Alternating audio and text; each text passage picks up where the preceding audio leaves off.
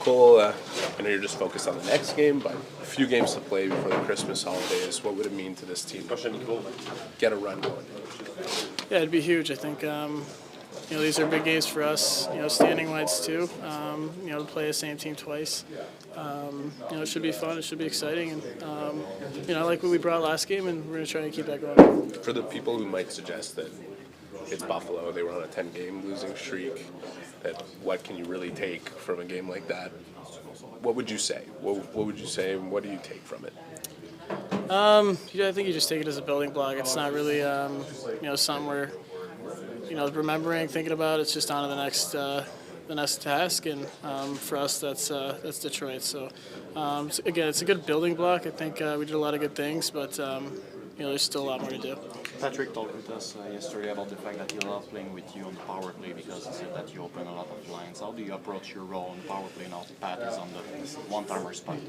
Yeah, obviously having a threat like him, creates a lot of space for other people, and I think a couple of us do the same out there for that reason too. So, obviously his shots, you guys saw it last night a couple times, and when we get him in a look like that, it's unreal. And the more we can create those chances too, they're going to be cheating on that, and opens other guys up. But I think movement and kind of Suze and I moving around too helps, distract him some things, and obviously whenever you can find him and a good scoring chance, it's got a pretty good chance of going in.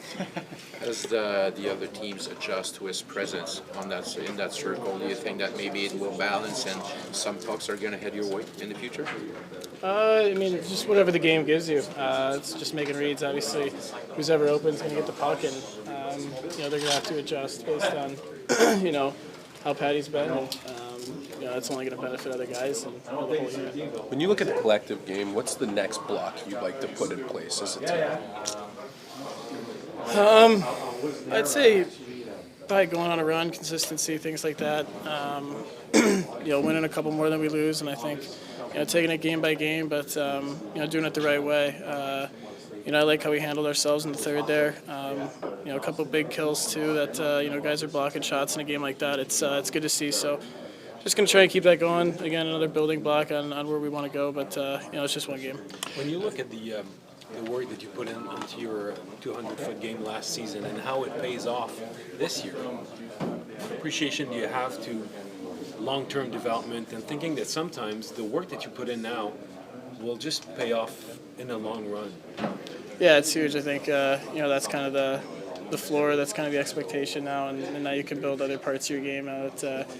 You kind of feel confident that that's a consistent thing, night in and night out. So for me, it's all about just doing that every night and focusing on that, and the offense comes from that stuff. So just going to keep focusing on me getting better and growing as a player, but for sure it's fun right now. But you feel like you're in a good place in that sense because you and Nick have a good thing going 5-on-5? Yeah, 5-on-5 is pretty big for us. I think we're slowly finding our game again, where we want to be, and just being consistent with that. I think our ozone time's kind of heading upwards too, and getting a lot more chances that way too. You guys are leader. You and Nick here.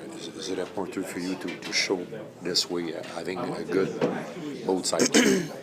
Yeah, I think guys follow, and they see other guys doing it. I think it's just a domino effect that everybody else wants to do it and do it for each other. I think that's the most important thing, and obviously, when your top guys are doing it, I think everybody follows, and it's just the standard we want to set.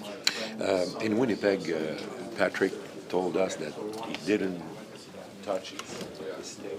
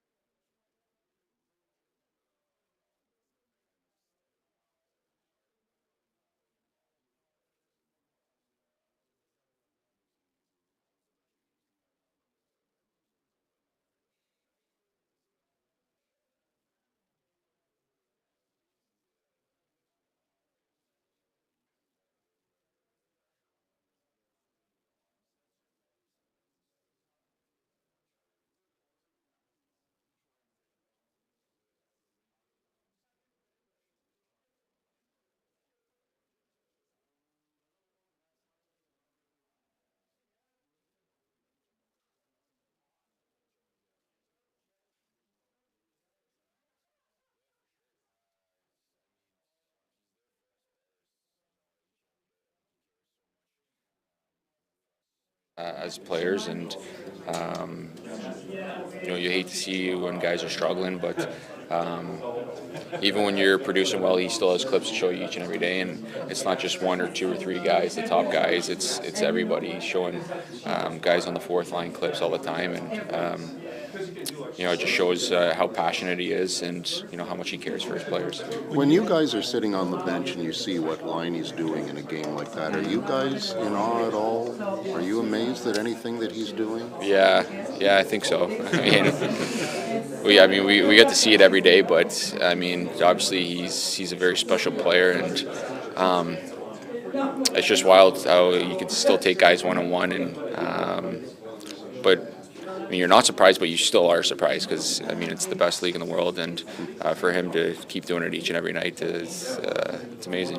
Josh, we think often of development with thinking about younger players getting better and improving, and sometimes we'll hear about veterans, they are who they are. But when you think of your own game, you have an appreciation for how, even when a player gets into his late 20s, maybe early 30s, he can still actually get better from year to year. What's been your own experience with improving as a player? Yeah, I think you can always get better as a player. There's so much that I've learned in the last couple of years. Just with Marty and the new system that he had in play and the new ideas. Everyone's got new ideas that they bring, and you kind of want to just be a sponge on the wall and soak it all in.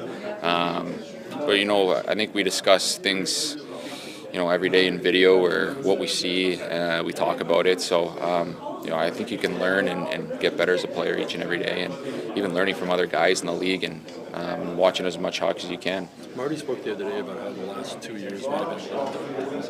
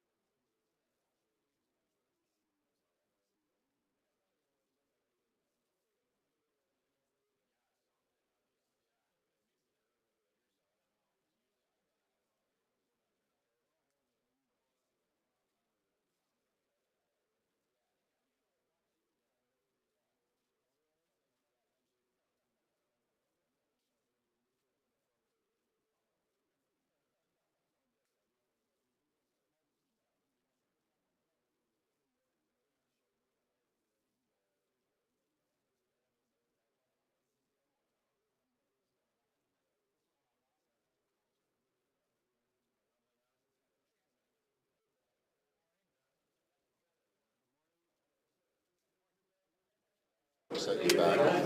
It's a gift actually from Sue's. It's a 0. Everybody in this city is talking about Liney. What's the mood like in this room to have a guy like that? No, it's exciting.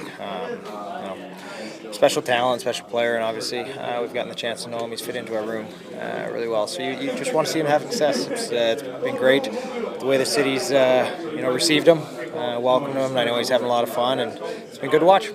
When you have a special player like that, a young veteran as well, and after 3 goals games saying he didn't play a good game, you kind of miss it. Or leadership is it for the rest of the group? I mean, he did plenty to help us win that game, and I don't think anyone's looking around thinking he didn't perform. He did what he was asked to do. He contributed, he did his job, and he did it was entertaining to watch in the process. Is he too tough with himself? Maybe after his first game, he tell us, "I don't deserve so much love from the fans." Is it tough sometimes to find a balance between being humble and being unhappy with maybe a good game? No, I mean everyone's true to their own personality, and that's who he is. That's he expects himself to reach a certain standard. He's been hitting it pretty much every game, and he has those standards for a reason. He's done it before, and like I said, he's come into our team and fit in seamlessly, and night after night he seems to be contributing. Is it maybe the key to be an elite player? Yeah, well, I don't know. I don't know if there's a key or not. I think it's who he is, and it works for him. Thanks. You said in Winnipeg the morning of the game that he didn't touch a hockey stick for 8 months last year. It's unbelievable to see how he can shoot the puck a few months after like this. It's a kind of a gift, or when a player has a shot like this, he had for the rest of his life. What do you think? Well, yeah, I think he's been doing it for a long time. I don't think he was going to forget. I think he worked hard the recovery process to get back and feel comfortable. And I'm sure there's still parts where he's still working at, which is encouraging. But like I said, every game he contributes. He does his job. He's a threat, and you put him in that spot with the puck. It seems to go on more than not. So it's fun to watch. Is he? I'm sure you know that is in the right environment here in Montreal. A player like him, people like that kind of player, as you know. Yeah, I think every market would like to have a player like him. He's dynamic, he's exciting, puts the puck in the net, and gives the fans reason to cheer. So it's a good player that I think any team would be happy to have. Thank you, brother. Thanks, man.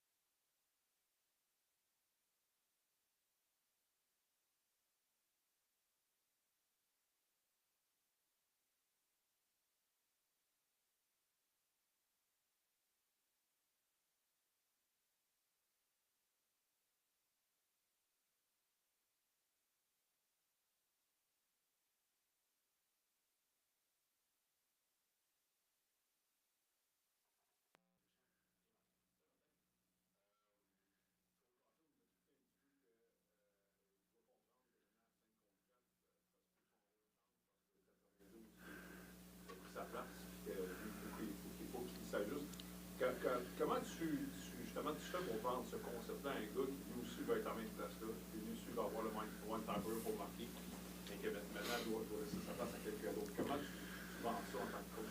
Ben, je pense que on a plus de weapons, si tu veux, avec Patty. C'est deux droitiers. Puis c'est deux gars qui devraient être pas nécessairement à droite sur le power play, parce qu'ils ont les deux ont des bons one-timers.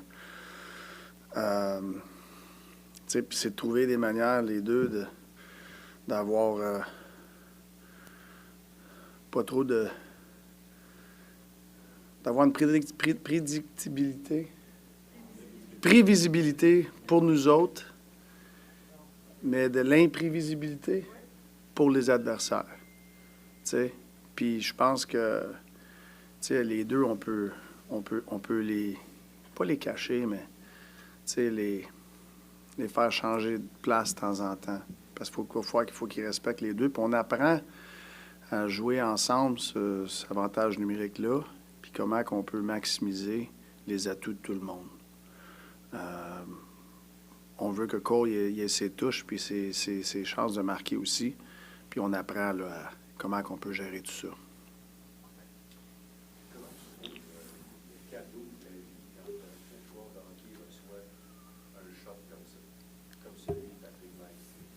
Je pense pas que c'est un cadeau. Non. Il a travaillé là-dessus quand il était bien jeune. Je suis sûr que c'est quelque chose qu'il aimait à faire, de lancer. Puis je pense qu'il a spécialisé ses affaires. C'est pas, tu te réveilles pas avec ça. Tu t'es pas né avec ça. Tu es né avec un certain talent athlétique, être capable de comprendre le côté... ouais, c'est ça. Pour moi, un one-timer, it's physics. A lot of physics that comes into play, you know. Puis je pense que Patty, c'est un art. C'est pas un art que je pense que tu es né avec ça.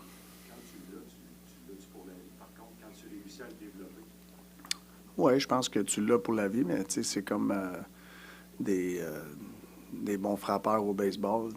Ils vont toujours travailler sur leur timing. Des fois, ils perdent le timing. Fait que c'est pas quelque chose que tu as une journée puis que tu peux t'arrêter de travailler dessus parce que tu es arrivé là. Il faut toujours que tu continues à chercher ton timing. Puis moi, qu'est-ce que j'aime de Paris, c'est que sa marge de... Il n'y a pas besoin d'avoir une passe parfaite. Chez hier, les passes étaient bonnes. Mais il peut la frapper un petit peu en avant, un petit peu en arrière. Puis ça, sa fenêtre de décocher est quand même assez grande. Fait que c'est fatigant, ça. On regarde le jeu de Caufield à 5 contre 5. Défensivement, ils sont vraiment fiables. Puis Caufield, l'année passée, tu as passé toute l'année à dire on développe pour en faire un joueur plus complet sur 200 pieds. Est-ce que ça peut être les résultats qu'on voit de lui cette année? Tu peux vendre ça au reste de l'équipe en disant je vous amène dans une direction, peut-être que vous ne verrez pas que ça paye tout de suite, mais à long terme, vous allez faire des gains. Parce que des fois, les gars ne verront pas.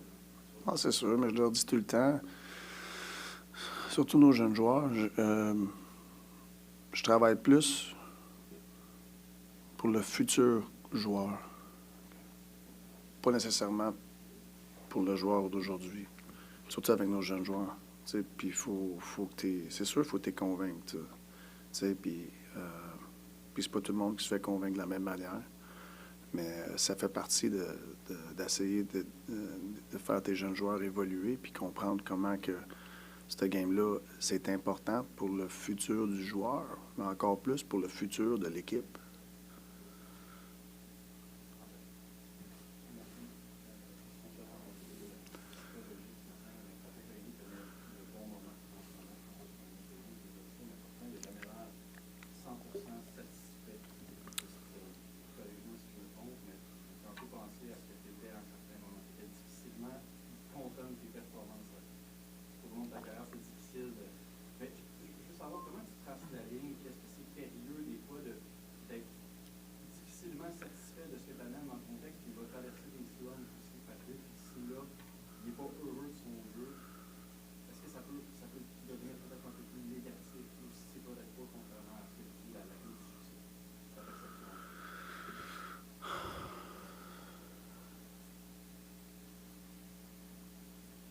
c'est pas d'être difficile, c'est d'être honnête. Tu sais, puis tu joues des excellents matchs, puis t'as rien. Puis tu joues des moins bons matchs, mais t'es opportunistique sur tes chances. Tu sais, comme, puis Paris est honnête. Tu sais, il sait qu'il veut faire plus à 5 contre 5. Puis je pense que plus il va avoir ses répétitions, plus ça va l'aider à 5 contre 5 avec son pace, son énergie. Tu sais, aller sur le power play, c'est pas beaucoup d'énergie. Tu es dans l'espace, tu as tes touches. Mais le chiffre à 5 contre 5, up and down, battle, sortir des pucks, suppression, tout ça, c'est des feelings qui sont durs à répliquer, ça, quand tu joues pas pendant longtemps. Tu sais, le répliquer sa shot sur le power play, puis tout ça, c'est facile à répliquer quand tu joues pas pendant longtemps, parce que tu le vois, ils vont sur la glace de bonheur, ils prennent le shot, tout ça, c'est facile, mais tu as vraiment le répliquer, là, le 5 contre 5, là, chiffre après chiffre, le travail que ça prend, l'énergie que ça prend, je pense que ça va s'améliorer plus qu'il joue de match. Mais tu sais, il n'y a pas tard quand il dit que tu sais, il aimerait ça que sa game à 5 contre 5 soit meilleure.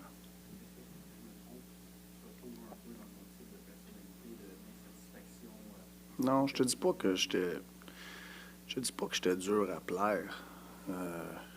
Mais mais j'étais dur avec toi-même, mais c'était avec l'honnêteté. J'étais pas dur avec moi-même juste pour être dur avec moi-même. Tu sais, j'amenais de la vérité, puis des fois, mais tu sais, c'était moi. Je regardais pas à gauche pas à droite, c'était moi. Tu sais, c'était moi qui faisais pas ma job, c'était moi qui faisais pas les bonnes actions. Puis des fois, mais tu sais, des fois, je regardais à droite pas à gauche, puis là, ben, parce que je regardais l'ensemble au complet, puis je parlais à mes coéquipiers, à mes line mates, tu sais, qu'on a besoin de plus. Parce que c'est pas une game que tu peux aller là pour faire ça tout seul. Mais des fois, c'est toi. J'ai fait le message en début de point de presse, le temps de presse un petit peu. Je demandais de faire une question par journaliste. Et on continue avec Michel, Eric et Arthur. Bonjour Martin. Avec le registre, le calendrier fait en sorte que vendredi, samedi, vous avez joué 2 matchs back-to-back contre Détroit. Ça coïncide avec les 2 premiers matchs que Raphaël Natson avait joué dans la nationale l'année passée. À quel point il a vu grandir depuis ces 2 premiers matchs? À quel point ce jeune homme-là a changé?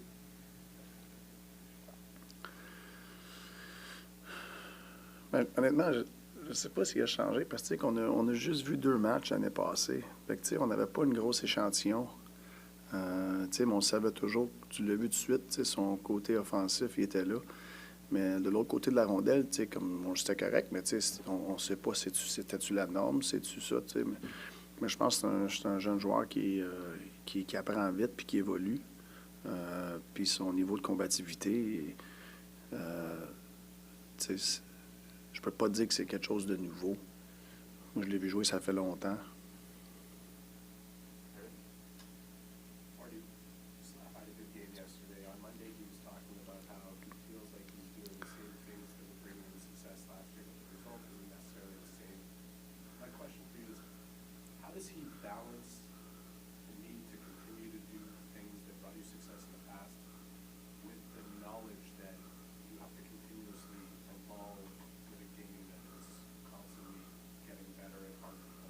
Yeah.